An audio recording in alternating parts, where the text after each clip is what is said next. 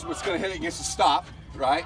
And we already know the reason why we shock is to look for additional locking points on a door. Usually we can see additional locking mechanisms on outward swinging doors. Now, if they say if this is a metal door, are we allowed to hit that metal door to create a gap? Yeah, absolutely. We can crease that door to start that gap. We don't shock inward swinging doors, and we're going to talk about I'm sorry, thank you. We don't shock outward swinging doors. And welcome to Sacramento Fire Department basic forcible entry. We're going to talk about the forcible entry equipment, doors and props, and how to maintain them and use them. We have 3 of them here at the drill ground, as well as 1 at Station 56. We want to make sure we take care of these doors and have them last a long time. So we're going to show you some maintenance and basic care ideas to do this. All the dowels will be supplied by the training division. These dowels will be, you can buy them at a hardware store as well as get them from the training division in case they run out at Station 56. But for some added resistance, you can get some 1x2 stock cement stakes or just 1x2 flat stock and use additional locking mechanisms to reinforce the door. Okay. Right now we have 2 dowels in the door here, and 1x2. You can double that up and get it as strong as you like to get some mechanical advantage on that. All right. This is an outward swinging door. When we start with door size up, we start with the building construction on the outside and work our way into the locking mechanism. So, what kind of building is this that we're at? What's it framed of? Is it cinder block? Is it wood frame? We come to the jamb or the door frame itself. What's the construction of the door frame? This one's metal. We come to the door itself. This is a solid core wood door. You might find a metal door, especially on outward swinging.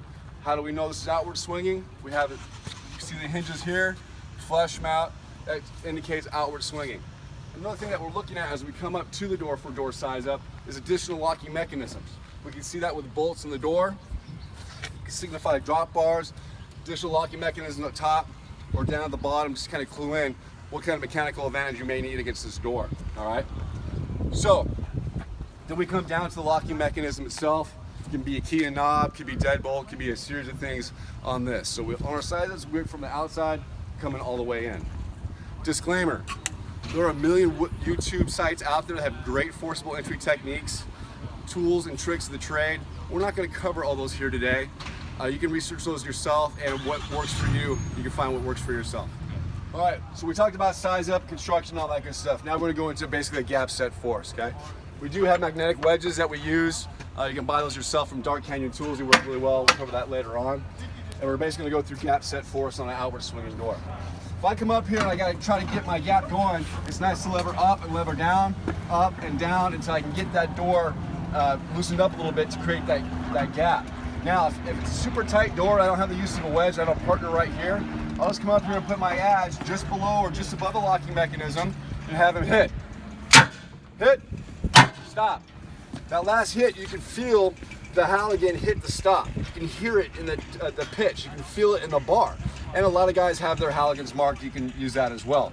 But the feel and the pitch should really be a clue that your adze has now hit that stop.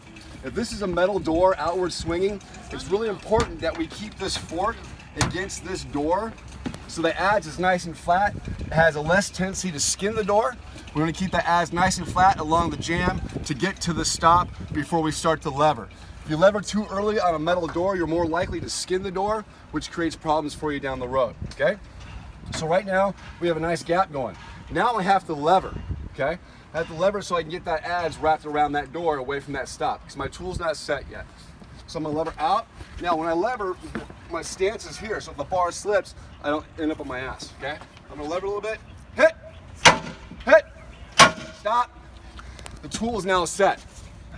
As you can see right here, the adze is buried, come around the back side of the door, and you can see how we walk that adze all the way around that door. That's the depth of our door right there on that adze. All right. Now, if I'm strong enough, or it's a lighter locking mechanism, I can lever up, lever down, and try to pop this door out. Okay. Lever up, and down, and out is the way you want to go at the same motion. All right. What we're trying to do is get that bolt clear of the keeper out of the jamb and pop that at the same time. So sometimes if you lever down enough, it's enough to get that bolt clear of the jamb and you can pop it. This works really well on security screen doors for residential doors that are reinforced. All right. So this is reinforced. I don't have enough junk in the trunk to pop this all the way. we're gonna add some mechanical advantage to it. First thing is gonna be a Z-hook. Z-hook, a lot of guys teach it, taking the Z part of the end near the 45 here, and levering on this like this. So the Z thinks it captures the pike nicely here, comes in front of the fork. You see how it comes over the bar in front of the fork, and we begin to lever. The problem is, as we lever out, give me a little leverage. As we lever out, this is going to act as a fulcrum on that jam. Now that part of the Z-hook is going to want to pry that pike out and actually pull your Halligan out. You're going to end up on your ass, all right? So that's the con of that.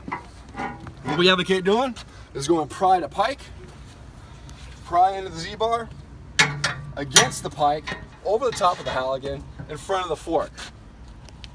Nice, easy move. The person on the bar stays on the bar, be it the Halligan, and the guy who was striking for me is now leverage, okay? Notice on putter here, he's on that side of the bar. If you get on that side of the bar with SCBA's on and everything else, it's great, because as we begin to lever, if this tool slips out, only one of us is on the ground. He can maintain his balance. Also, when we go to force this door, if it's a long throw, he can control the door. Our backs aren't away from it, he'll be able to control the door. All I'm doing is holding this bar here, making sure the pike is tight with the pry part, and we're gonna lever. Door's controlled. So we showed you some mechanical advantage with using a Z-hook. If you don't have a Z-hook with you, you can use 2 Halligans, all right? So our tool is set here, gap set for us, our tool is set, you can see that. We're gonna bring in the Halligan, a spare Halligan. If we don't have a Z-hook, we're gonna go bevel up, lock those 2 forks together, give it a quick tap, that'll help set the 2 forks together. Now the positioning here, go ahead and let go, Joe. Right now you can see that's pretty well secured. So the firefighter who got the Halligan set stays at the Halligan bar. I'm gonna hold these 2 forks. If this fork begins to slip as we begin to lever, I'll feel it in my hand first and we'll stop and reset. I'm also gonna make sure that our adze always stays set inside the door as we force. Again, firefighter Hunter is on the back side of the bar pushing as a lever. I'm kind of guiding it. He's doing all the work. And again, if the door pops open, I put my back to it, he can control the door. Ready? Lever. Control.